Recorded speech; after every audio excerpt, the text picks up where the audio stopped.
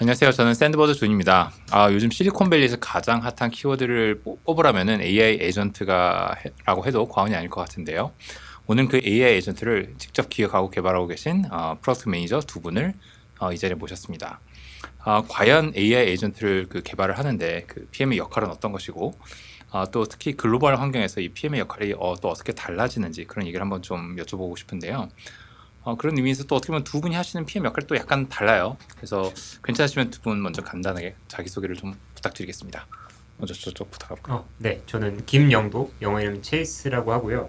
그 샌드버드의 시작은 코어 PM이었지만 지금은 Forward Deploying Product Manager 역할을 하고 있습니다. 그래서 제가 하는 일이 생소할 수도 있어서 좀 간단하게 설명을 드리면 이제 엔터프라이즈 고객들이 AI를 도입하기 위해서 컨설팅부터 실제 도입, 출시, 그 다음 그 이후의 계획까지 세우는 데에 도움이 필요해서 저희 팀이 실제로 컨설팅부터 끝까지 하는 과정을 함께 고객이랑 겪고요. 그렇다 보니 고객이랑 시간을 굉장히 많이 보내게 됩니다. 네, 안녕하세요. 네, 저는 박상하라고 하고 지금 샌드버드에서는 약 한 3년 정도 지금 일하고 있고 저도 영도님이랑 동일하게 이제 코어 PM으로 시작해서 그 다음에 AI 챗봇 이제 GPT 나온 다음에 AI 챗봇으로 한 2년 정도 만들다가 지금은 이제 AI 에이전트를 좀 중점적으로 만드는 이제 코어 PM입니다. 네, 일단 굉장히 바쁘신 두 분 이렇게 자리 모시느라 많이 힘들었는데 일단 참여해 주셔서 감사드리고요. 일단 저희가 AI 에이전트라고 하는 게 이제 실리콘밸리도 나아가 세계에서도 어떻게 보면 소프트웨어 그 B2B 사스라고 하는 그 물결 이후에 굉장히 그 어떻게 보면 그 변화의 물결이라고 사람들이 얘기를 하고 있어요. 그래서 샌드버드 사실 2015년에 처음에 한국에서 이제 B2B 사스라는 카테고리로 이제 회사를 시작을 했었을 때는 그때는 그 키워드가 한국에서 정말 생소해서 사실 투자자분들을 모르시고 고객분들을 대부분 다 모르셨거든요. 그 사스라는 단어 자체를.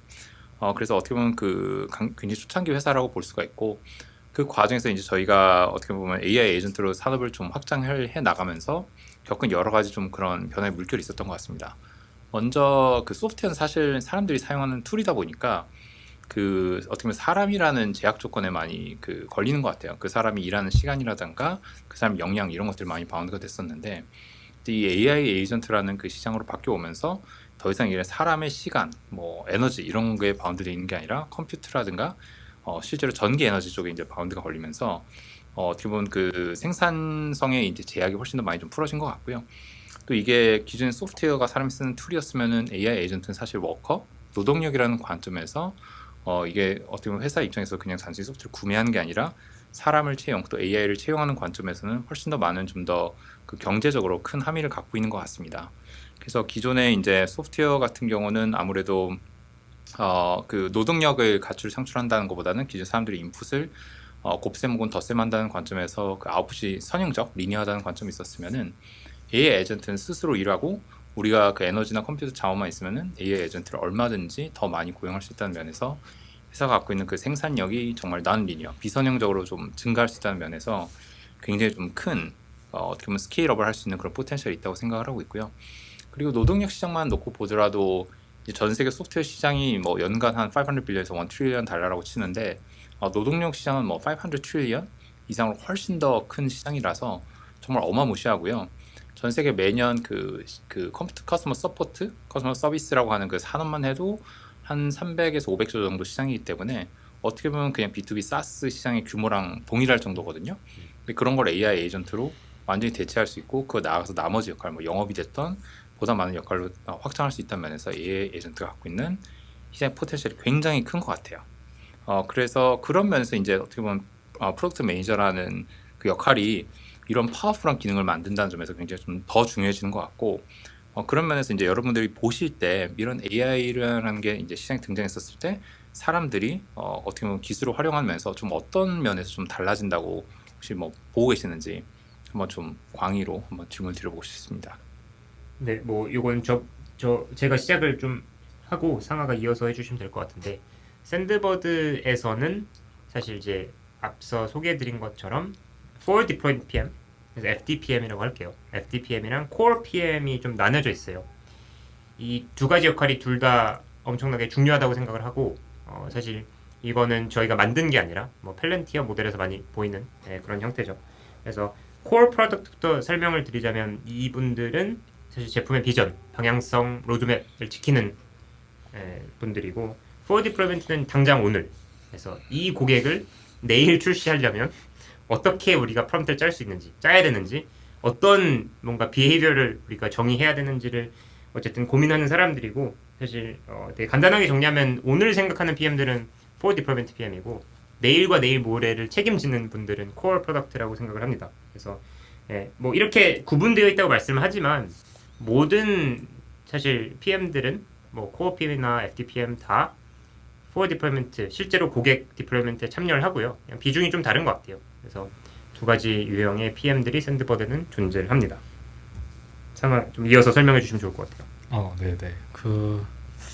영도님이 그 Core PM 그리고 저희 내부적으로 이제 그 Core PM과 For Deployment PM의 차이에 대해서 조금 많이 말씀을 해주셨는데, 저희가 느끼기에 아마 PM 쪽에서 가장 크게 달라진 게 있다면은 예를 들어서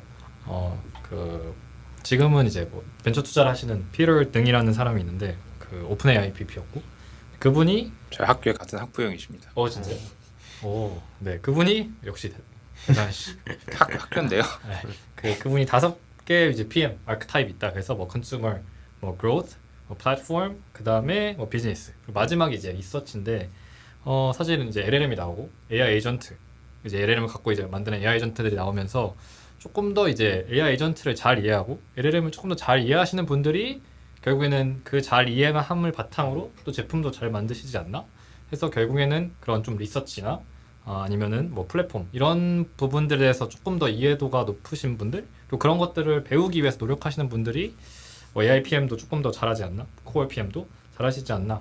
좀 그렇게 많이 생각을 하고 있고 그래서 점점 어떻게 동작하고 뭐 사실 정확하게 어떻게 동작하는지를 이해를 못하더라도 많이 해보시면은 이런 경우에서는 이렇게 동작하겠구나. 근데 그러면 이제 그런 많은 그 트라이얼 앤 에러에서 이렇게 동작한다를 일단 보시고 그 왜 이렇게 동작하지를 좀 이해하려고 하시는 분들 그런 분들이 이제는 정말 PM을 잘하지 않나. 그리고 그래야만 사실 다른 뭐 엔지니어나 디자이너 분들한테도 제품은 이렇게 만들어야 된다. 왜냐? 이렇게 동작하니까. 뭐 그런 것들을 많이 좀 리딩 해주실 수 있지 않나? 그래서 그런 게 좀 이제 PM 입장에서는 이제 AI가 나오면서 AI 에이전트가 나오면서 좀 많이 달라진 부분인 것 같습니다. 그럼 이 상황에서 좀 급하게 한번 질문 드려보자면은 예전에 PM 분들이 많이 쓰던 툴들이 사실 있었잖아요. 그 뭐 피그마는 사실 어떻게 보면 요즘 좀 현대적인 툴 같긴 한데 이제 뭐 아사나 같은 것도 많이 쓰고 뭐 지라도 많이 쓰고 하는데 혹시 AI PM이라는 쪽으로 넘어오면서 새로 사용하게 되는 툴들이나 뭐 좀 바뀐 업무의 패턴, 뭐 워크플로우 같은 게 있을까요? 일단은 제가 느꼈을 때는 결국에는 가장 큰 부분은 아마 프로토타입을 얼마만큼 할 수 있냐. 그래서 제가 말하는 것, 제가 상상하는 것들을 사실은 말하는 거를 이제 글자로 볼 때랑 활자로 볼 때랑 그걸 실제로 시각적인 뭐 UI가 있는 형태랑 볼 때랑 이제 받아들이는 입장에서는 임팩트가 되게 큰 것 차이가 큰 것 같은데 그런 부분에서 이제 확실히 단순히 텍스트뿐만 아니라 그런 UI까지 이제 당연히 엔지니어분들, 디자이너분들도 초안 정도는 이제 PM들이 가져오는 걸 어느 정도 많이 기대를 하시는 것 같아서 그럼 뭐 피그마 메이크나 저희가 많이 썼던 아니면은 뭐 V0나 이제 아니면 그냥 단순히 클로드 코드나 뭐 커서를 써서 그런 바이브 코딩에서 UI까지 가져오는 형태를 굉장히 많이 좀 기대하시는 것 같고 이제는 좀 많이 필요한 덕목이지 않나 생각하고 있습니다. 그럼 PM들이 좀 더 테크니컬해져야 된다고 볼 수 있는 걸까요? 아니면 오히려 반대로 덜 테크니컬해도 그런 걸 쓸 수 있으니까 괜찮다고 보시나요? 제가 이어서 할까요? 네. 저는 끝나고 추가할게요. 네. 서로 자연스럽게 그냥 치고 들어오시면 돼요. 네, 저는 그러니까 이 테크니컬하다라는 게 뭐 제가 방금 전에도 말씀드렸지만 사실 기술을 얼마만큼 이해하냐인 것 같긴 한데 사실은 뭐 예를 들어서 당연히 뭐 어떻게 동작하는지 뭐 어떤 식으로 만들어졌고 이런 걸 이해하면 너무 좋지만 사실은 그런 걸 모르더라도 사실 이렇게 되면은 이렇게 동작한다. 그런 패턴을 인식하는 게 훨씬 더 중요한 것 같거든요. 그 하이 레벨에서는. 그래서 그런 능력. 두 번째로는 결국 프롬프팅이라는 거는 말로 최대한 정밀한 가이드라인, 정밀한 인스트럭션을 준다, 지시사항을 준다라고 생각하는 거라고 생각하면은 결국엔 내가 원하는 것이 무엇인지를 정말 구체적으로 그리고 정밀하게 얼마만큼 표현할 수 있냐가 실제로는 그런 바이브 코딩이나 그런 UI를 만들 때는 굉장히 중요한 역할인 것 같아서 뭐 그게 만약 테크니컬하다라고 하면은 저는 뭐 당연히 테크니컬한 게 더 필요한 시대는 맞는 것 같다라고 생각합니다. 어떻게 보면 좀 그런 패턴 인식을 하신다고 말씀하셨고 또 이런 논리적 사고력, 명료한 글쓰기 그런 쪽이 좀 더 중요할 수 있겠다. 저는 여기서 좀 추가를 하고 싶은데 일단 뭐 어떤 툴을 쓰냐라고 했을 때 예전에 그냥 기존 소프트웨어를 만들 때 툴들을 생각해 보면 뭐 와이어프레이밍을 하고 그 다음에 조금 더 하이파이로 우리가 뭐 목업을 만들고 그걸 가지고 디자인까지 나와서 결국에는 개발까지 진행한 다음에 고객한테 보여줘야 되는 거잖아요. 근데 피그마 메이크 같은 것들을 보면 사실 저는 한순간에 여러 가지 툴이 동시에 켜져 있어요. GPT로 보통 뭐 리서치 같은 것들을 하고 클라우드 코드로는 간단한 툴 같은 걸 만들고 피그마 메이크로는 사실 타임 투 밸류를 훨씬 더 증가시키는 것 같아요. 그래서 고객이 이런 게 있으면 좋을 것 같아라고 했을 때 이런 게라는 걸 정의하는 게 보통은 2, 3주 걸렸다면 이제는 피그마 메이크를 통해서 그냥 우리 디자인 먹이고 나서 이런 거를 얘기한 거냐. 그래서 내부적으로도 싱크를 맞추는데 훨씬 더 수월하지만 무엇보다 더 고객한테 보여주는데 훨씬 더 빠른 것 같아요. 그리고 상하께서 말씀하시기로는 뭐 이제 사실 논리적 사고 이런 것들이 저는 사실 꼭 기술적일 필요는 없다고 생각하는데 그냥 궁금해하면 될 것 같아요. 그러니까 얘가 왜 이렇게 하는지. 어떻게 보면 기존의 사스를 만들 때는 이 기능이 된다 안 된다라는 게 되게 명확했거든요. 그냥 우리가 시간이 있냐 없냐의 차이였지. 근데 지금 시간이 있더라도 이게 되냐 의도된 대로 되냐 안 되냐는 사실 진짜 몰라요. 그래서 우리가 엔지니어들이랑 모여서 얘기할 때도 이게 돼요라고 하면 모르거든요. 네, 당연히 해봐야지만 네, 더 이제 프롬프팅도 이제 계속 개선이 돼야지만 되는 건데 그런 부분을 생각할 수 있는 PM들이 좀 더 잘 성공을 하는 것 같다. 이런 다른 식으로는. 엔지니어는 모르지만 샌드버드 엔지니어 분들은 아신다. 그럼요. 네, 그렇군요. 근데 이렇게 만들다 보면은 말씀하신 것처럼 이게 되게 좀 디터미니스틱 하지도 않고 네. 딱 된다 안 된다고 바이너리로 떨어지지 않는 경우가 많이 있는데 그래서 막 하다 보면 이게 좀 되게 AI 에이전트를 만들 때 좀 특별히 어렵다 하는 포인트들이 어떤 게 좀 기억에 남으세요? 어려운 부분. 뭐 어려운 부분은 사실 되게 뻔한 얘기일 수도 있지만 지금 저희가 만드는 기능이 오늘 안 되더라도 미래엔 될 수도 있잖아요. 근데 언제 될지를 모르니까 이거를 어떤 그 퀄리티를 가지고 바를 세워야 되는지가 어려운 것 같아요. 예전에는 그냥 사스 기능을 만들었을 때는 다시 말하자면 버튼을 눌렀을 때 X가 되냐 Y가 되냐가 되게 명확했지만 이제는 그게 아니어서 근데 뭐 상관 추가로 영도님이랑 비슷한 맥락인데 예전에는 그 뭐 확실하게 된다 안 된다 그러니까 디버깅이 가능했으면은 이제는 10번 했을 때 9번만 되고 한 번 안 되는 경우들이 생기거든요. 근데 그게 사실은 뭐 10번 해서 9번 되는 걸 수도 있고 근데 만약에 그게 실제로 뭐 100번에서 99번 되는 건 그런 경우도 있고 더 많게는 또 1000번에서는 얼마 되고 이렇게 점점 더 결국에는 그 불확실성을 가진 제품이라서 이제 그거를 어떻게 본인이 그러니까 PM 입장에서 그걸 어떻게 내가 받아들이고 그걸 어떻게 제품화할까가 굉장히 좀 다른 덕목으로 필요한 것 같고 예를 들어서 뭐 99번 100번 중에 99번만 되고 한 번이 안 된다. 그럼 이제 사실 한 번이 안 되는 거를 이제 찾는 것도 중요한데 한 번이 안 됐을 때는 그럼 어떻게 동작해야 되냐. 사실 고객 입장에서는 사실은 무조건 사실 100번 될 거라고 기대를 하거든요. 그렇기 때문에 그 한 번에서도 뭐 기존에 예를 들어서 소프트웨어를 만들 때는 뭐 리트라이를 한다든지 아니면 뒷단에서 뭐런 에러 처리를 했으면은 이제 뭐 AI, LLM을 가지고 만들 때는 그 한 번 처리를 어떻게 할 건지 그냥 사실 뭐 대담하게 그냥 에러가 났다 다시 해라 이렇게 할 수도 있고 아니면 뭔가 조금 더 나는 더 우아하게 좀 더 풀고 싶다 해서 뭐 우아하게 조금 더 뭐 뒤에서 한 번 더 AI를 부르던 뭐 이런 방법에 대해서 좀 많이 고민을 해야 되는 것 같습니다. 더 있으신가요? 네. 아니 뭐 그냥 그 방금 상가 말씀하신 걸 들어보면서 트레이드오프가 항상 있는 것 같아요. 그러니까 저희도 항상 예를 들어서 고객이 에이전트를 우리가 같이 만들고 있는데 하나를 잘못 대답하고 있어. 그걸 고치는 순간 얘는 잘 되는데 갑자기 나머지가 다 망가지고 있어요. 근데 그러면 저희가 사실 모든 걸 다 잡으려고 했을 때 그게 1%냐 10%냐 우리는 모르죠. 그냥 non-deterministic한 네이처가 있으니까 그런 것들을 어디까지 어쨌든 우리가 고민을 하고 테스팅을 할 수 있는지 그리고 그런 상황에서도 우리는 데드라인이 있다. AI는 무조건 시장에 나와야 된다. 저희 고객들이 오히려 저희한테 와서 빨리 나가야 된다라는 게 있어서 예. 뭐 조금 더 어려운 거를 말씀을 드리면 이런 고객들이랑 이해를 할 때는 고객들이 보통 AI에 대한 경험이 아직 없으세요. 인컴벤트가 아니잖아요. 기존에 있는 걸 교체하는 게 아니니까. 그래서 고려할 것들이 사실 프롬프트 말고도 굉장히 많아요. 그래서 그런 부분들까지 심지어 비즈니스에 대한 도메인까지 배우면서 결국에는 AI 그걸 대체해야 되니까 아까 말씀하신 것처럼 뭐 인력을 대체하는 거잖아요. 결국에는. 그래서 예를 들어서 오늘 아침에도 상아한테 얘기를 했었는데 암 진료? 암 환자들 위한 진료? 테스팅 플랫폼 고객사랑 일을 하고 있는데 이 고객사 저희가 테스트 돌릴 때는 결국에는 암 치료에 대한 설명을 결국 다 이해해야 되는 거잖아요. 저희가 디버깅 하려면. 그래서 AI를 만드는 PM들로서 얼만큼 고객 비즈니스 도메인 깊숙이 가서 이해를 할 수 있는지도 중요해진 것 같아요. 예전에는 사실 그냥 어플리케이션만 서빙하면 끝났더라고요. 그럼 예전에 그 한창 유행했던 게 이제 매니지먼트 컨설팅이라고 하는 산업이 있고, 네, 그런데 특징이 이제 어떻게 보면 대학교를 졸업한 지 얼마 안 되신 분들이 똘똘하신 분들을 잘 모셔서 그분들이 이제 갑자기 새로운 생판 모르는 산업에 들어가서 3개월 안에 막 한 달 안에 그 산업을 막 이해하고 막 컨설팅을 해야 되잖아요.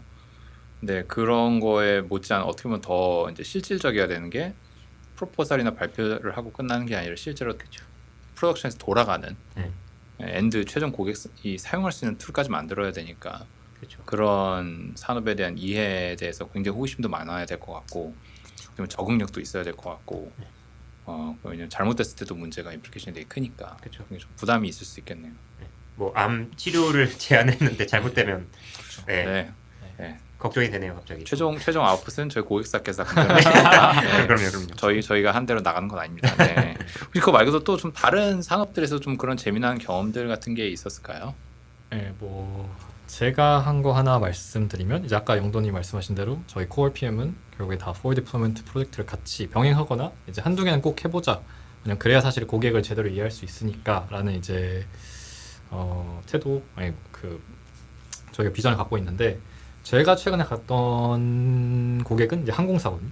근데 항공사. 그래서 근데 제가 항공사에 대해서 뭐 당연히 비행기는 많이 타고 관심이 있었지만 전혀 항공 산업에 대해서 어떻게 돌아가는지 그런 것들은 전혀 몰랐는데 저희가 거의 한 2주 안에 항공 산업에 대해서 이해하고 어떤 왜냐면 저희는 지금 고객 상담 에이전트를 만들고 있으니까 결국엔 고객 상담을 어떻게 하는지를 빠르게 이해해서 이제 그거를 이해하고 제안만 하는 게 아니라 아까 존이 말씀하신 것처럼 저희는 실제로 구현을 해야 되거든요. 구현을 해서 실제로 유저가 나 이거 환불해줘 라고 했을 때 어떤 질문들을 물어보고 이제 어떤 이제 답을 주거나 아니면 이건 내가 처리하지 못한다.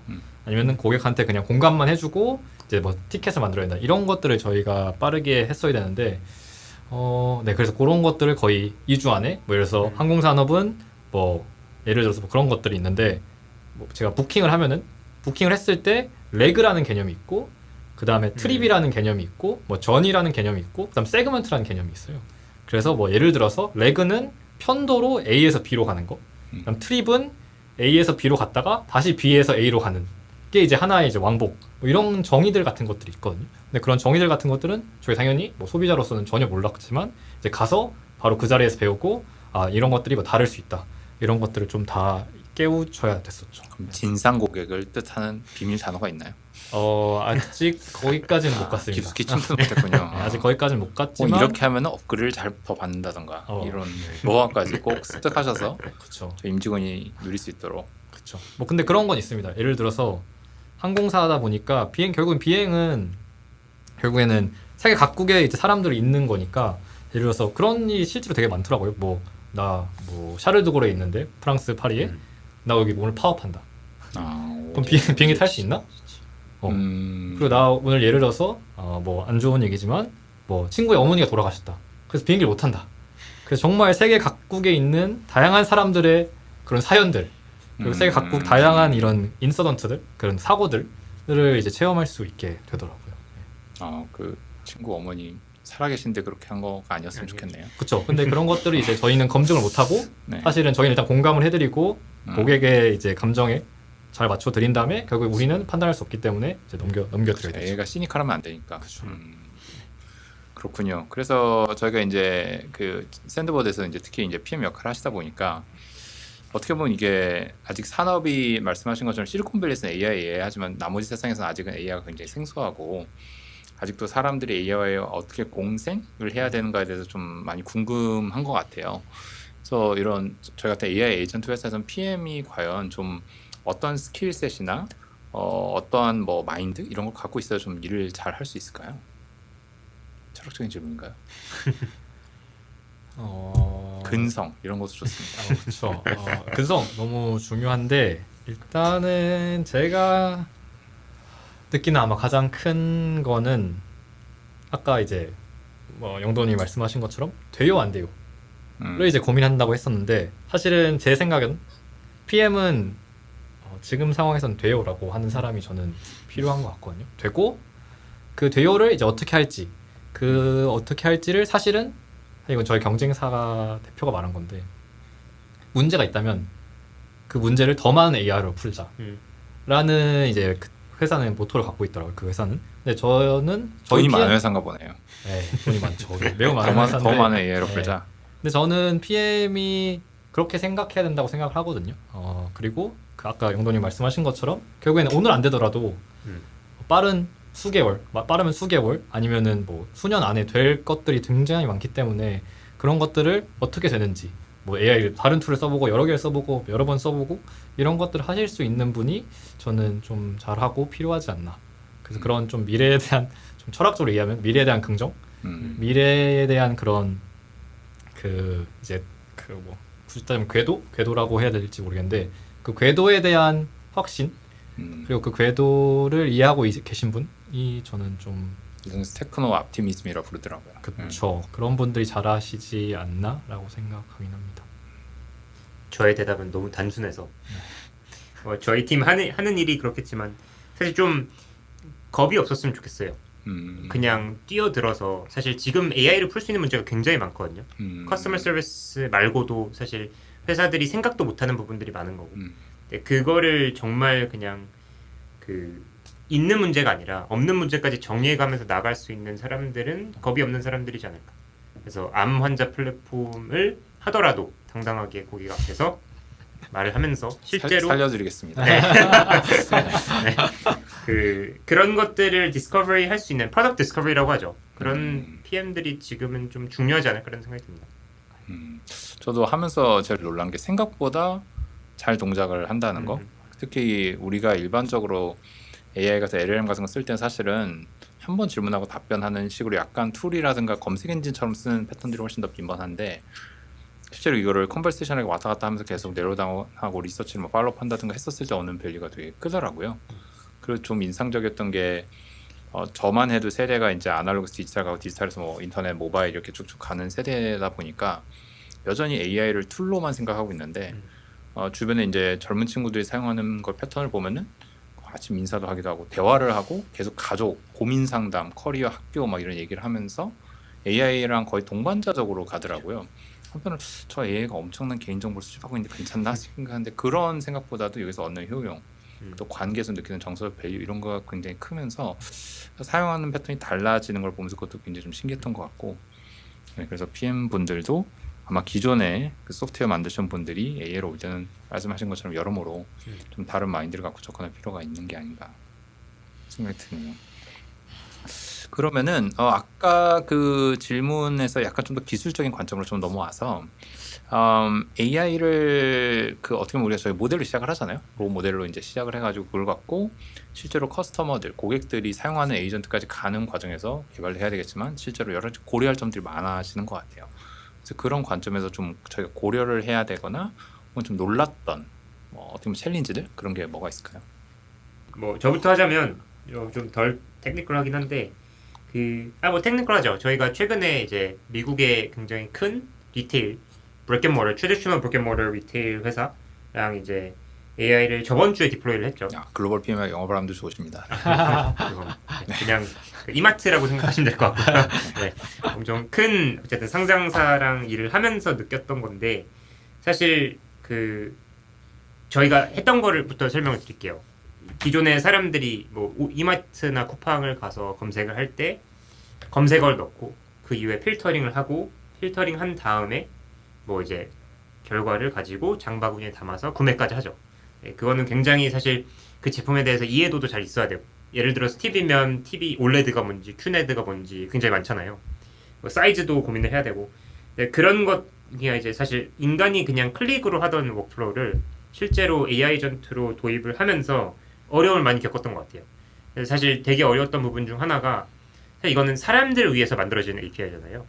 이런 액션들을 결국에는 AI한테 선택하게끔 하고 그 AI가 어차피 속도도 빨라야 되잖아요. 사람들이 AI를 기대하는 게 굉장히 빠르니까 그런 부분까지 하면서 결과가 잘 나와야 되는데 여기서 제일 황당한 그 그게 있었는데 저희가 이 결과들을 분석하면서 사실 irrelevant results, 그러니까 search accuracy를 저희가 따로 트래킹을 하는데 검색 결과가 유저의 첫 질문과 얼만큼 연관이 있는지를 이제 따로 분석을 하고 있다가 하나의 그 검색 쿼리에 특정 제품 하나 계속 다른 게 나오는 거예요. 그래서 우리 AI가 뭔가 잘못 검색하고 있나? 필터를 잘못 적용하고 있나라고 했는데 알고 보니 정확히 그 저희가 찾고 있었던 게 비건 비타민이거든요. 비건 비타민을 검색하면 세 번째 결과가 레몬이 나와요. 틀리진 않았잖아요. 근데 이렇게 어떻게 보면 사람들을 위해서 만들어진 API들이나 이런 기술들을 가지고 AI한테 판단을 내린다고 했을 때 어쨌든 이렇게 레몬 같은 애들이 튀어나와서 그게 좀 어려웠던 것 같아요. 저는.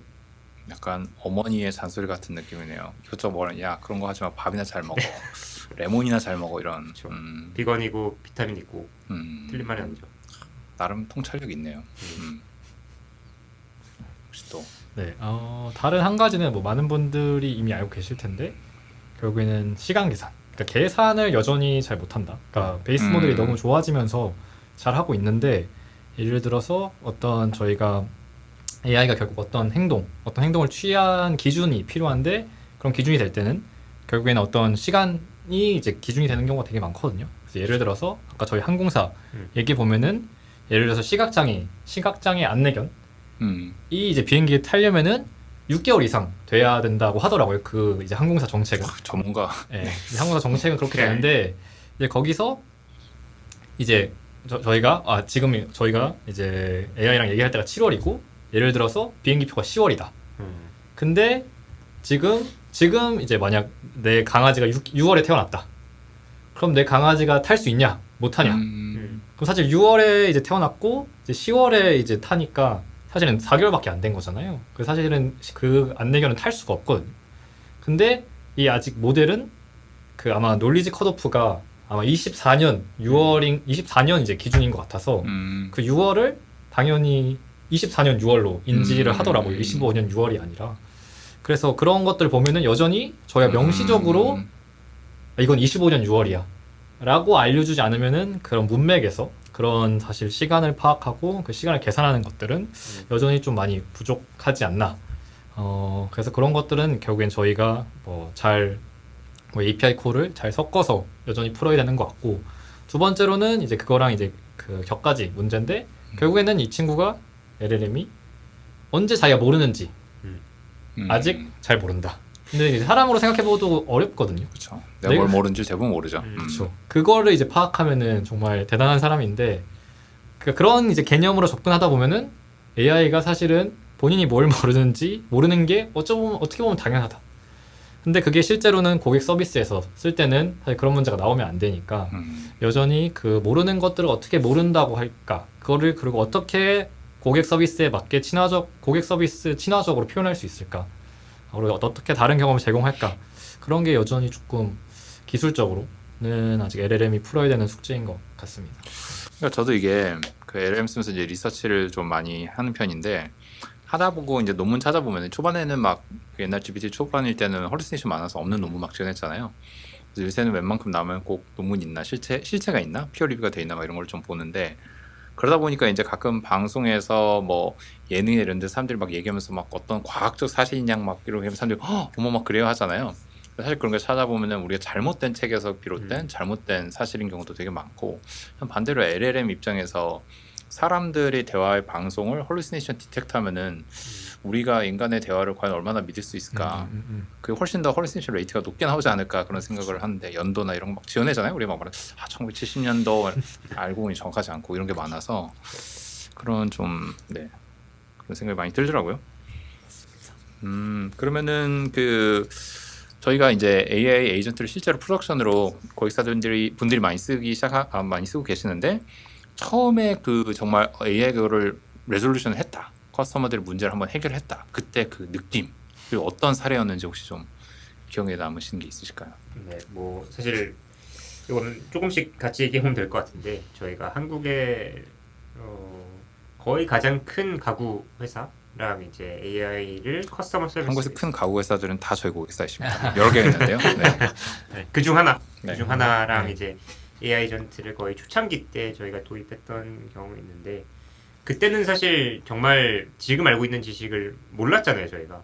그래서 기대를 우리가 내부 테스팅을 많이 하더라도 이 친구가 저희 이 친구라고 부를 때가 있는데 이 친구가 얼마큼 잘할지 좀 불안하기도 하고 근데 거의 첫 대화 그러니까 두 번째 대화를 저희가 실시간으로 모니터링을 하고 있었던 기억이 기억나요. 요 옆방에서 저희 CTO 분이랑 아마 존도 그 방에 계셨을 거예요. 저희가 심지어 다른 고객을 위해서 뭘 준비하면서 실시간을 보고 있었는데 그때 사실 엄청 거창하게 AI가 뭐 조회해가지고 환불까지 다 알아서 해주고 막 고객 만족도가 100%다 이럴 거라고 기대하는데 첫 번째 대화는 사실 되게 단순했어요.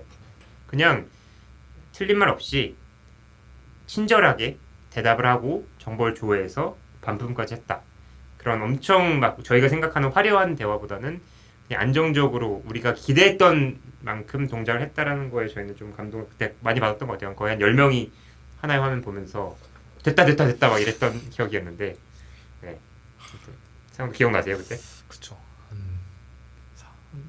별로 안 된 것 같은데 네. 벌써 우리- 시간이 시간이 잘 갑니다. 그 사이에 많은 것들이 또 다른 사례 재미난 거 재미난 거 이런 것도 되네.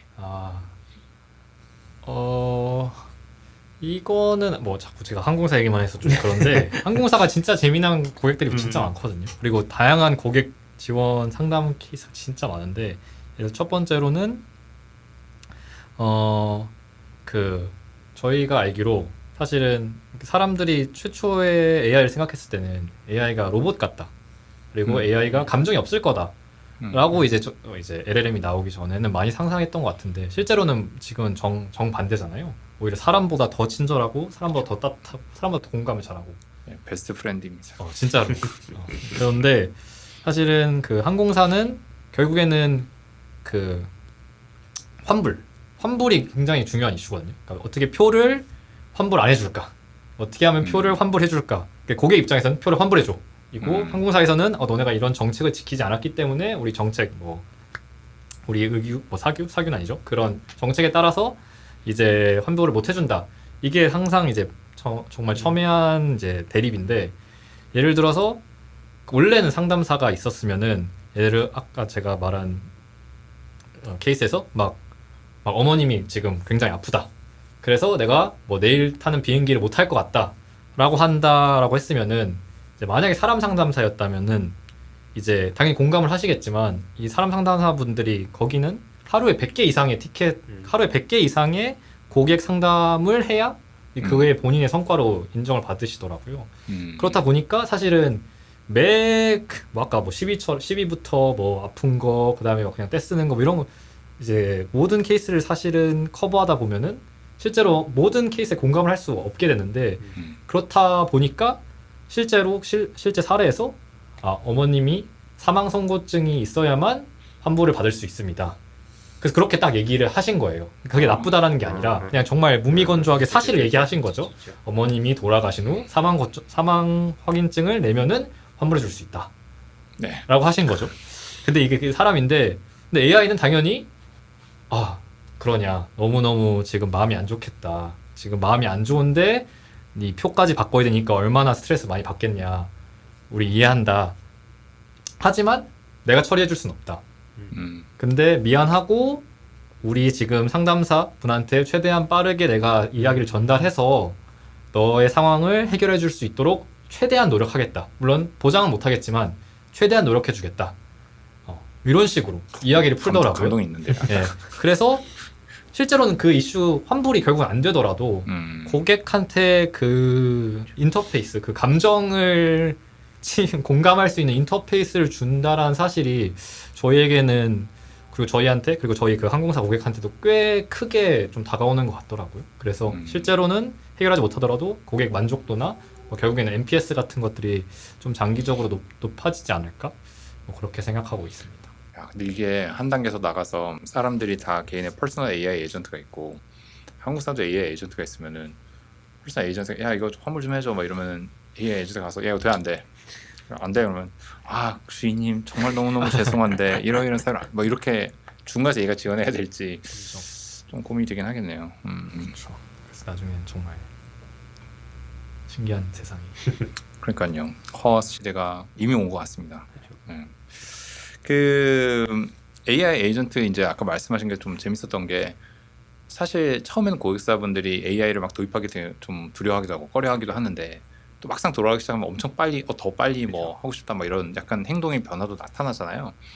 그러다 보면 이거를 빨리 디플로이 해야 된다는 그런 부담감도 있고 또 반대로 이게 또 성급하게 하다 보면 잘 동작 안 할 수도 있고 네. 데이터가 뭐 잘못 들어갈 수도 있고 여러 가지 문제가 있어서 어떻게 보면 그런 안정성이나 또 고객들의 신뢰나 이런 것 사이에 항상 저울질을 해야 되는 상황이 있는데 그런 것들에서 좀 어떤 점들에서 좀 많이 뭐 나누실 경험치라든가 고민 같은 게 있으실지 좀 네. 궁금하네요.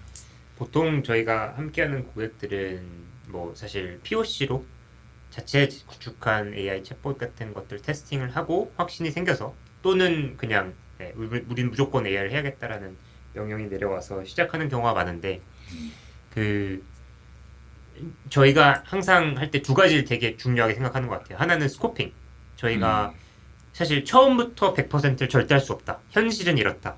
네, 이걸 정말 잘 쪼개서 단계별로 우리가 이 3개 하고 5개 하고 그 다음에 이제 100%까지 가는 계획을 함께 세우는 거지. 처음부터 그냥 AI를 꽂아서 다 될 거라는 고객들이 생각하시는 분들이 좀 계세요. 네, 그래서 GPT는 어쨌든 잘 하니까. 찬물 이렇게. 그래서 현실 기대 관리를 좀 하는 게 저는 좀 항상 필요한 것 같고요. 두 번째는 사실 AI를 테스팅을 한다는 거는 결국에는 저희가 의도한 대로 동작을 하냐라고 했을 때는 뭐 테스트하는 케이스들을 만들 수 있지만 의도하지 않은 대화가 진행됐을 때 어떻게 반응하냐라는 거는 사실 저희가 테스팅을 하고 싶으면 진짜 몇 년을 할 수가 있거든요. 그래서 고객한테 어떻게 보면 저희가 안심시키는 거죠. 이렇게 작은 단위의 스코프로 저희가 잘 테스팅을 해서 일단 출시를 해보자. 그래서 100% 가는데 좀 시간이 걸려요. 5%, 10% 그리고 이제 괜찮으면 바로 확장을 하는 거죠.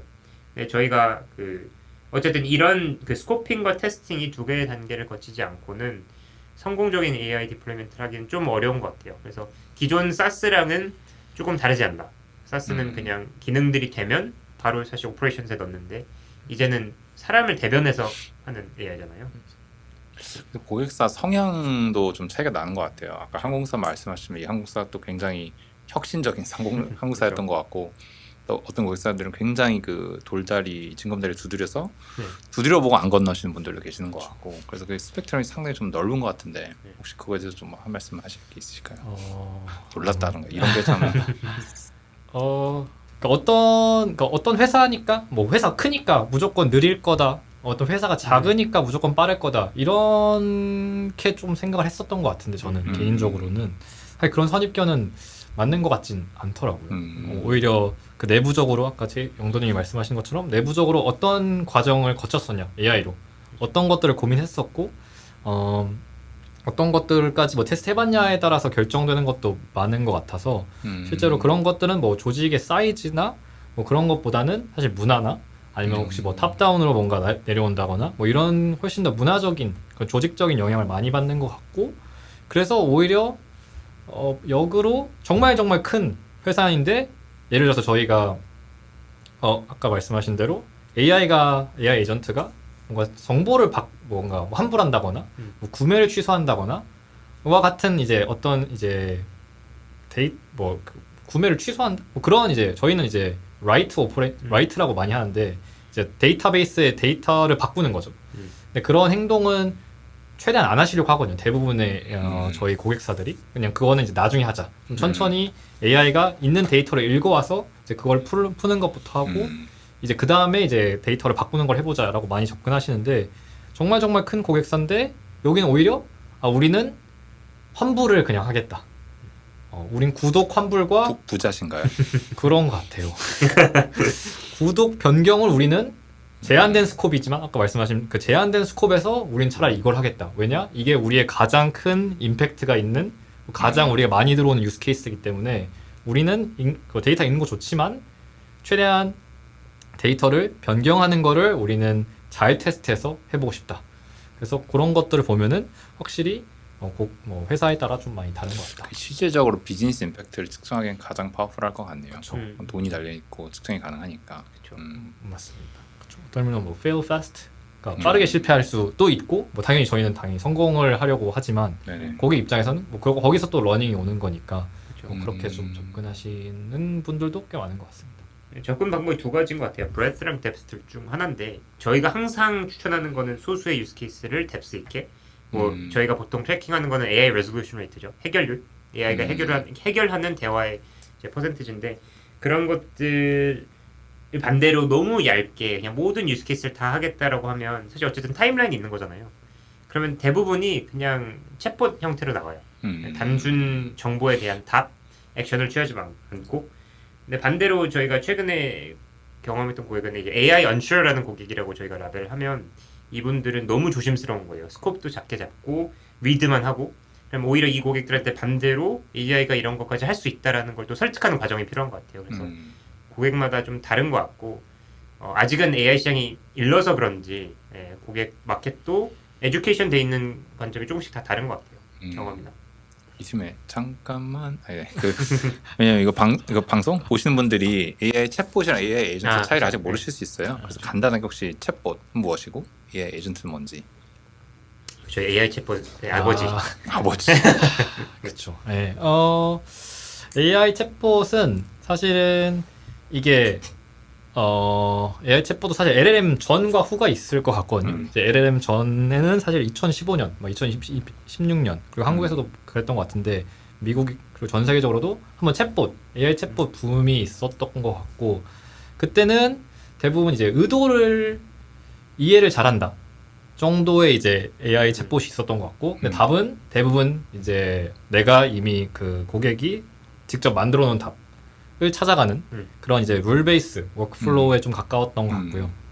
그래서 그런 AI 챗봇이 한동안 유행을 했던 것 같고 물론 당연히 그거는 뭐 의도를 잘 이해하더라도 사실 답이 고정되어 있거나 아니면 그렇죠. 모른다고 하면은 결국엔 거기서 막히기 때문에 그 붐은 좀 굳이 따지면 버블이라고 하면 될 것 같은데 그게 좀 빨리 꺼졌던 것 같고 그래서 그런 것 때문에 사실은 뭐 GPT가 처음 나왔을 때도 사람들이 어떤 분들은 많이 기대를 안 했던 것 같아요. 그리고 그래서 이제 좀 달라졌던 게 이제 2022년 뭐 12월 정도에 나왔던 것 같은데 GPT가 그거 딱 직후에 나왔던 이제 GPT를 기반으로 한 뭐 GPT-3, 3.5를 기반으로 했던 이제 AI 챗봇이 있는 것 같은데 이제 그거는 이제 의도도 이해하고 이제 답도 이제 알아서 만들어줄 수 있는 어떤 콘텐츠, 그러니까 레그라고 하는데 이제 뭐 논리지를 주면은 거기 안에서 이제 답을 만들 수 있었던 이제 AI 챗봇 뭐 2.0 따지자면 2.0이 있었던 것 같고 이제 거기서는 당연히 뭐 의도도 잘 이해하고 답도 잘 주는 것 같은데 뭐 할루시네이션이 너무 많다거나 아니면 실제적으로 고객이 뭐 필요한 뭐 정보 조회를 못 한다거나 하는 이제 결국엔 액션을 취하지 못했던 것들이 있었던 것 같고 이제 결국엔 저희가 AI 에이전트로 넘어오면서 이제는 의도도 잘 파악하고 답도 잘 주고 그 고객이 설정한 바운더리 안에서 그 다음에 마지막으로 고객이 필요한 너 이 정보를 가져가서 이 정보를 이렇게 풀어서 고객한테 이렇게 알려줘. 그리고 그 정보를 기반으로 뭐 이게 맞으면은 이런 뭐 고객한테 이런 가이드를 주고 아니면은 뭐 상담원한테 연결해줘. 이런 이제 실제로 상황을 파악하고 문맥을 파악해서 실제로 액션을 취할 수 있는 것 그런 것들을 할 수 있는 판단할 수 있는 이제 AI 에이전트가 이제 저는 이제 차이지 않나라고 생각하고 있습니다. 네. 카테고리 역사까지 샌드버드가 Y 컴비네이터 갈 때가 2016년 1월에 이제 출시할 때 그때 챗봇 테스트 룰로 나왔었거든요.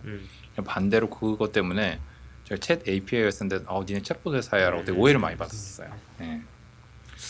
네, 그럼 주제를 약간 바꿔서 이제 다 두 분 다 이게 또 어떻게 보면 미국에서 이 캘리포니아 실리콘밸리의 심장에서 약간 위쪽이죠. 네, 거기서 활동하고 계시는데 또 두 분이 한국에서 약간 또 지내보셨었고 또 나머지 다른 국가에서 이렇게 생활을 해보셨었잖아요. 그래서 어떻게 보면 그 PM이 한국에서 PM 하셨을 때랑 또 이런 글로벌 환경에서 PM을 특히 AI 환경에서 한다는 게 좀 본인들한테 어떤 좀 차이 그런 게 있었을까요? 뭐 제가 항상 좀 더 단순한 답이니까 저부터 할게요, 이번에. 미안합니다. 아니 저는 뭐 그 사실 샌드버드를 오게 된 이유를 답을 드리고 싶어요. 샌드버드를 오게 된 이유가 제가 원래 있던 산업이 금융 쪽인데 금융은 굉장히 제한적인 규제가 많은 산업이잖아요. 근데 샌드버드를 오면서 두 가지가 좀 풀렸는데 하나는 산업을 불문하고 사실 볼 수 있다. PM으로서 그럴 수 있는 기회가 많잖아요.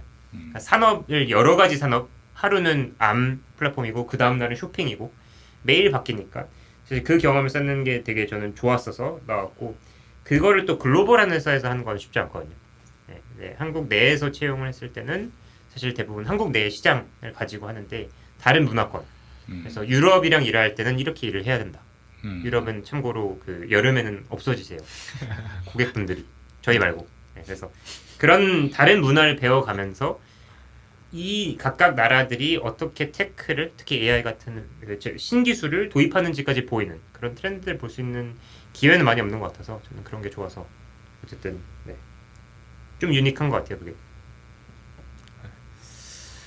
저는 샌드버드 얘기 안 하고 그냥 전반적으로 얘기하고 있었는데 일단은 아마 한국에 있을 때랑 지금 있을 때 그냥 가장 큰 차이점을 좀 말씀드리면 좋을 것 같은데 일단 가장 크게 느끼는 거는 그냥 어떤 데이터들이 들어오냐 저를 모델이라고 생각하면 저를 LLM을 생각하면은 한국에 있으면은 당연히 뭐 제가 뭐 섭취하는 그런 콘텐츠 뉴스 아니면 제가 보는 경쟁사들 회사들 제가 쓰는 앱들 그런 게 뭐 당연히 어쩔 수 없이 제 삶의 그 생활 양식 생활 반경에 국한이 많이 되는 것 같거든요. 물론은 그 뭐 미국이나 뭐 중국이나 뭐 이런 콘텐츠 유럽이나 뭐 이런 것들을 계속 보겠지만 결국에 내가 매일매일 쓰는 거에 사실은 많이 영향을 받는 것 같은데 사실 미국에 있으면은 그런 의미에서는 정말 다양한 그리고 정말 빠른 제품들 그 빠른 소식들을 접할 수 있게 된다.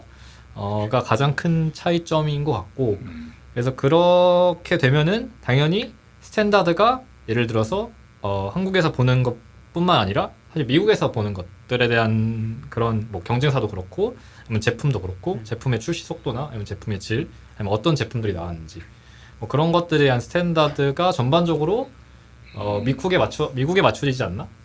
그래서 좋은 점은 그런 미국의 스탠다드를 가지고 제품을 이제 한국에서도 제품을 만들 수 있다.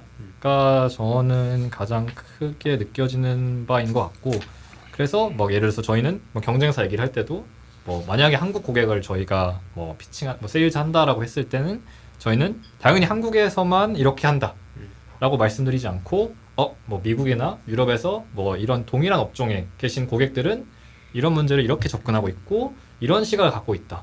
라고 하는 그런 좀 조금 더 글로벌한 시각을 좀 같이 제공해 드릴 수 있는 것 같아서 그리고 저희도 그렇게 똑같이 볼 수 있고 그게 아마 가장 큰 장점이자 좀 차이점인 것 같습니다. 제가 샌드버드 초기를 생각을 해보면은 당시 2015년에 이제 저희가 B2B SaaS라는 카테고리로 할 때도 한국의 B2B SaaS라는 이야기가 언론에 나오고 투자자한테 얘기 나오는데 한 1년 반에서 2년의 딜레이가 있더라고요. 지금도 한국에 있는 투자자 제 분들 지인분들 물어보면 한국에서 AI 에이전트 회사들이 없거든요. 거의 없고 뭐 챗봇 하던 회사들 좀 이렇게 AI 에이전트 하겠다고 하는 회사들이 있지만 대부분 뭐 AI 에이전트를 생각해서 창업하는 자들은 거의 없는데 지금 Y 커뮤니티 회사 보면은 뭐 70% 이상이 다 AI 회사고 AI 에이전트 회사들이 대부분 이거 한 거 보면은 한국에서 한 1년 반 2년 있다가 굉장히 그런 회사들이 많아지지 않을까. 그래서 그 약간 시간의 학습의 딜레이도 있지 않나 그런 생각도 좀 드네요. 그 두 분 다 약간 좀 더 큰 회사에도 경험을 해보셨고 아마 다른 그 기회도 굉장히 많으셨을 것 같은데 어떻게 보면 이런 AI 또 뭐 미국 또 글로벌 스타트업 이런 데서 일하는 게 혹시 지인분들 중에서 뭐 대기업에서 좀 생활하셨던 분들이나 이런 분들 대비 좀 어떤 차이점이 있을까요? 하실 말씀이 많으신데 기다렸습니다. 네. 제가 가장 크게 느끼는 점은 뭐 예를 들어서 저는 막 타이틀은 크게 차이가 없는 것 같거든요. 예를 들어서 저는 항상 뭐 근 몇 년간은 계속 PM이었고 그 프로덕트를 했는데 예를 들어서 그래서 저를 사적 뭐 일적으로 만나신 분들은 한 5년 전에도 팀장이라고 부르고 5년 후에도 그 지금까지 그냥 팀장이라고 부르거든요. 만약에 이제 굳이 한국식으로 호칭을 해야 된다라고 하면은 그래서 타이틀 면에서는 뭐 그렇게 크게 차이가 없을 수도 있다라고 느껴지는데 근데 실제로 업무의 스코프나 아니면 제가 추진하는 그런 업무의 양 그리고 그 업무의 스코프를 제가 결정할 수 있는 부분에서는 사실은 거의 정말 처음 뭐 기획부터 그 다음에 어떻게 뭐 리소스를 받아오실지 뭐 그런 것들은 사실 영도님이 정말 많이 얘기를 해주실 수 있을 텐데 그런 기획부터 어떻게 리소스를 받고 왜 이걸 해야 되고 설득하고 그 다음에 그거를 실제로 이뤄내는 것까지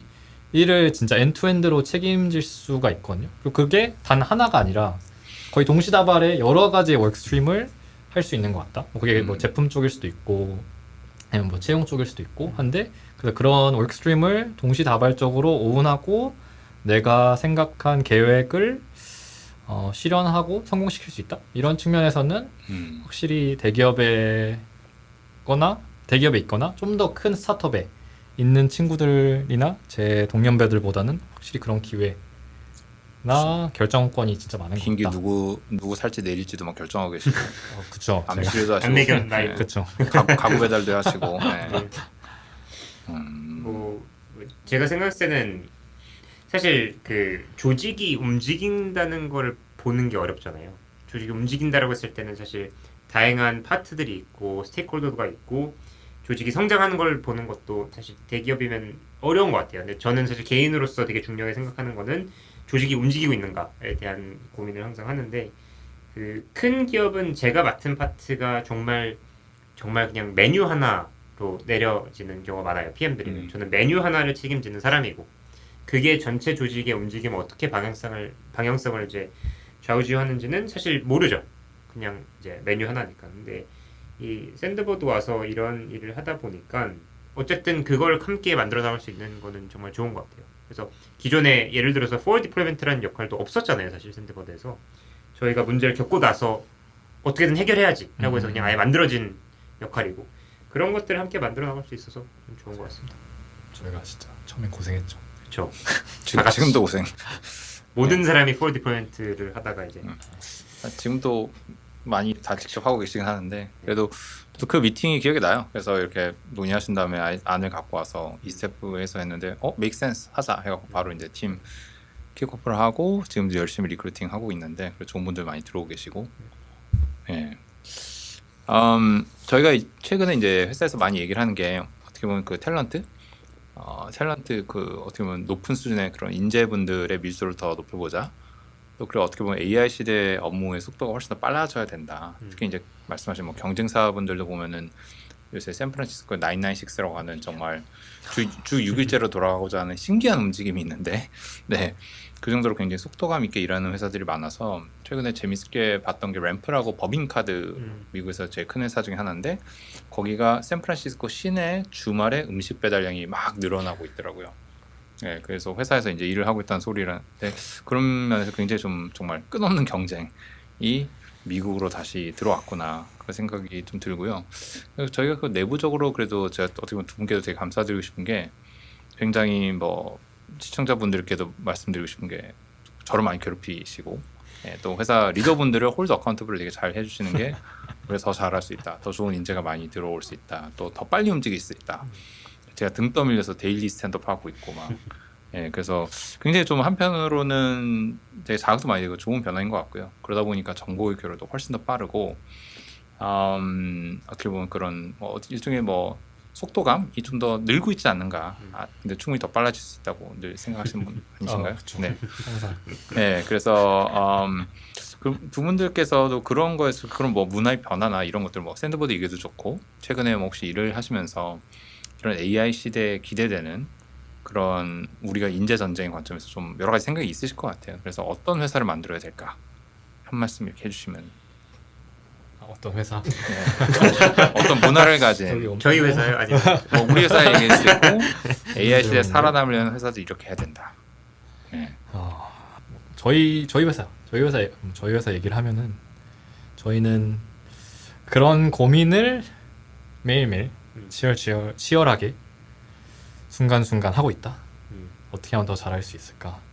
왜 우리는 더 나아가지 못할까? 어떻게 하면 더 어떻게 하면 더 나아질 수 있을까? 그런 고민을 정말 많이 하는 회사다가 이제 저는 지금은 굉장히 중요하게 보고 있는 부분인 것 같고요. 그러다 보니 이런 방송도 하고요. 그렇죠. 그렇죠.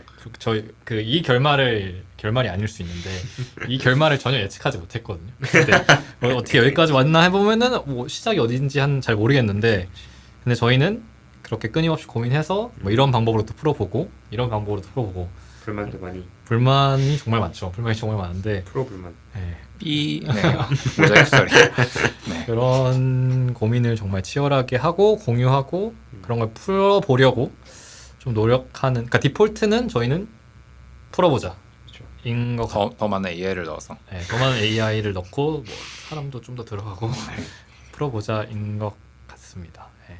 뭐 저는 그런 것 같아요. 이제 저희가 하는 일이 사실 조금 더 제너럴리스트를 요구하는 일인 것 같거든요.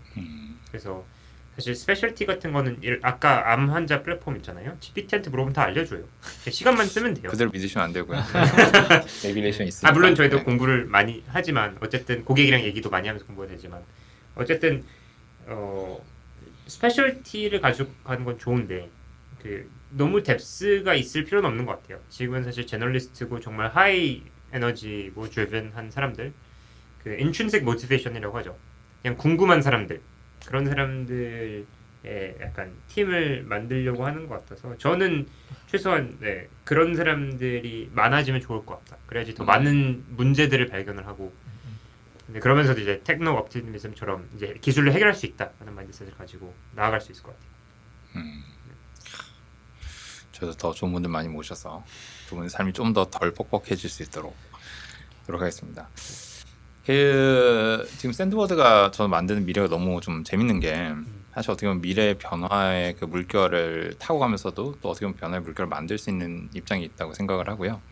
특히 이제 저희도 AI 에이전트를 만들고 돌려보면은 정말 생각보다 더 잘 동작하는 거를 보면서 놀랄 때가 많고, 말씀하신 것처럼 모델이 계속 좋아지고, 그럼 이 모델이 좋아지는 방에서 더 혜택을 만들어내면서 누릴 수 있는 회사의 선상에 서 있다고 생각을 하거든요. 그래서 이게 좀 더 앞서 바라보면 이제 소위 말하는 AI 디폴트 월드, AI가 기본으로 돌아가는, 그리고 어린 아이들도 태어나서 가장 먼저 만지고 동작하는 툴이 AI가 이네이블되어 있는 툴일 가능성이 굉장히 높고, 그런 세상에서 사람들의 역할도 기존에는 직접 일을 했던 사람들이 이제 AI의 워크포스를 매니징해야 되는 그런 식으로 역할도 점점 진화를 하는 것 같아요. 그래서 두 분이 보시기에 그냥 샌드버드일 수도 있고, 아니면 그냥 이런 미래에 대해서 어떤 AI가 이제 만드는 미래, 그래서 어떤 부분들이 두 분들이 좀 가장 설레게 하는 포인트가 있는지. 저는 저부터 할게요. 생각 없이 바로 단순한 답. 사실 저희가 만드는 비즈니스 사이드 에이전트죠. 비즈니스 에이전트라고 그냥 칭하면 이제 유저들이 비즈니스 에이전트한테 가서, 예를 들어서 뭐 나이키 들어가서 AI 에이전트랑 소통하는 어쨌든 창구를 만들고 있는데, 퍼스널 에이전트, 아까 말씀하신 것처럼 뭐 GPT나 퍼플렉시 같은 애들도 사실 점점 더 많은 업무를 할 수 있는 거잖아요. 최근에 오늘인가 GPT가 커머스를 냈죠. 그래서 실제로 검색까지 해서 구매까지 할 수 있는. 그러면 퍼스널 에이전트와 비즈니스 에이전트가 만나는 날이 오지 않을까.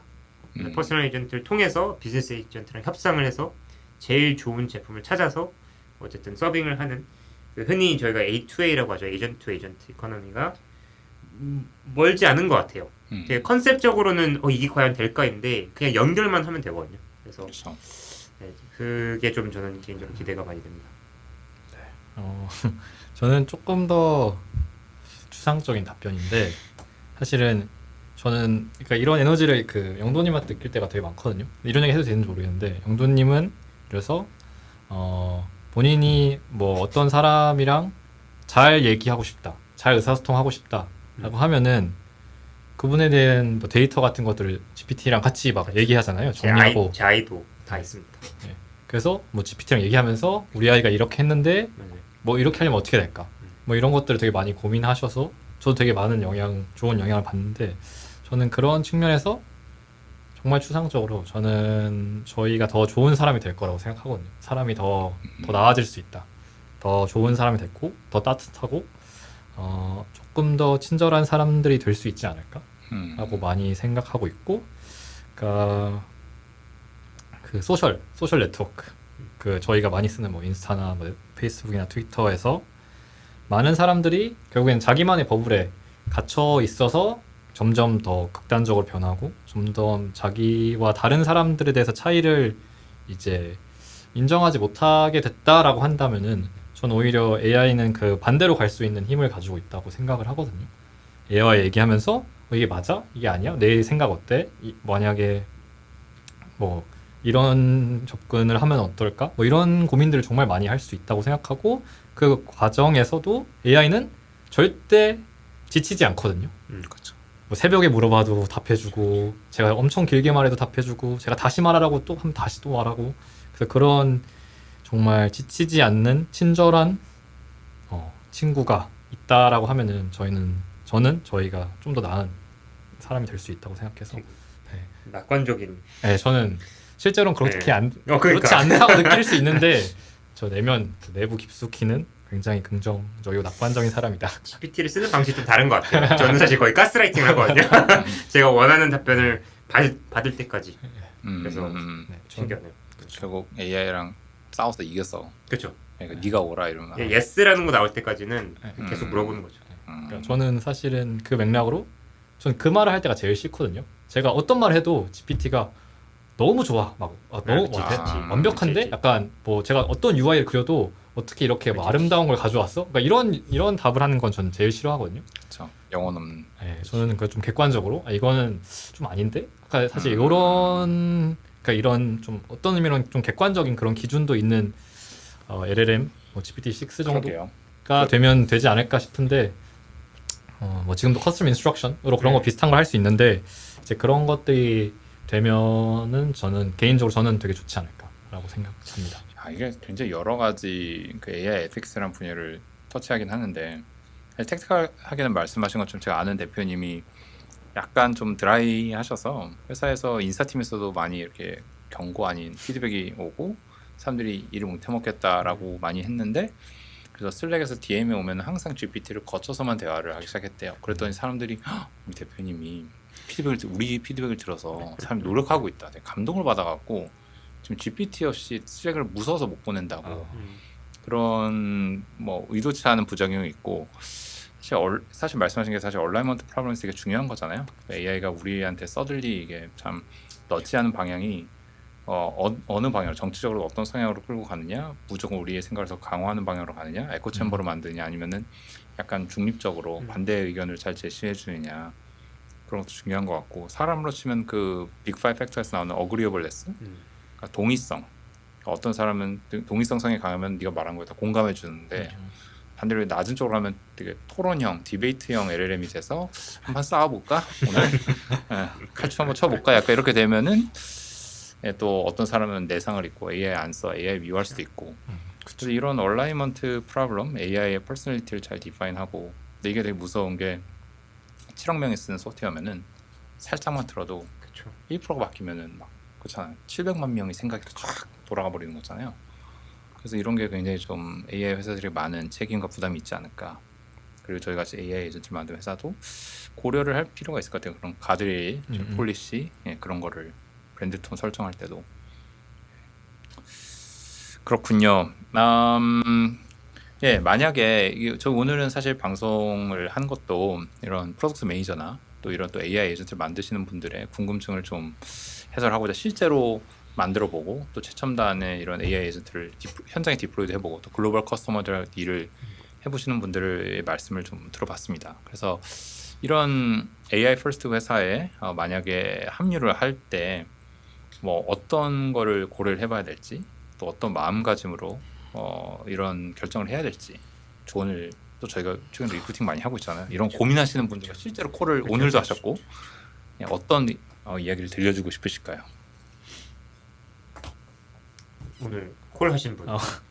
그러게, 오늘도 인터뷰 2개 하고 왔는데, 일단은 저는 아마 이제 시작이라고 하면은 사실 시작했을 때의 그런 어떤 것을 그러니까 뭔가 산업이 시작될 때 거기에 들어와서 거의 초기에 뭔가 세팅들을 하고 초기 제품들을 만드는 그 러닝은 앞으로 이제 산업이 발전해서 들어올 때 러닝과는 전혀 차원과 그런 깊이가 다르다고 생각하거든요.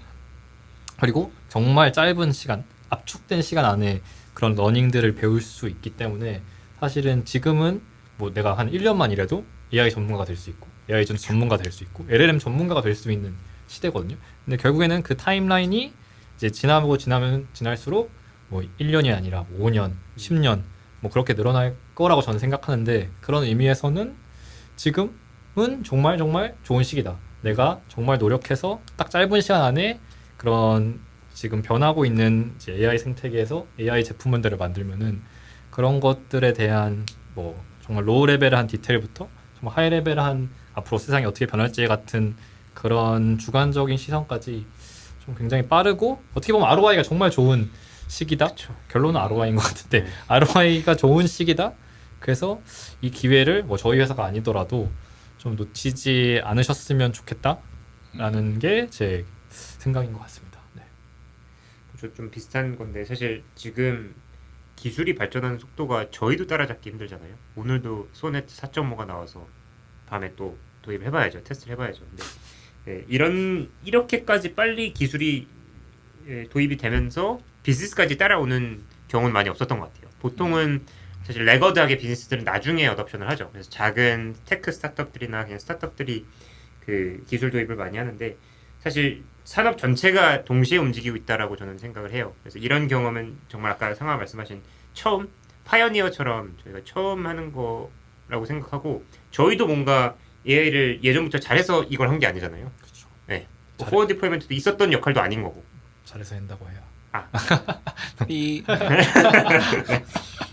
어쨌든 그 AI를 정말 10년 동안 잘하는 사람들은 저는 없다고 생각해요. 그래서 그 뭐 경력이 없어서 지원을 못 하시는 분들도 많으세요. 생각보다.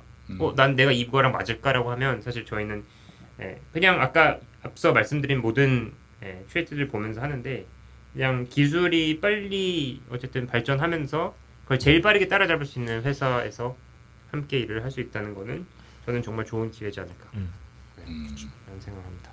사실 AI 에이전트 시작한 거 올해 초잖아요. 네. 네, 올해 초인데 2월 근데 2월? 네. 2월? 그러니까요. 근데 이 동네 쟁쟁한 경쟁사들을 무찌르고 그렇죠. 세계 1위 기업들을 고객사로 쉽습니다. 아 정말요? 쉽습니다. 아, 열심히 일한 당신 더해라. 예.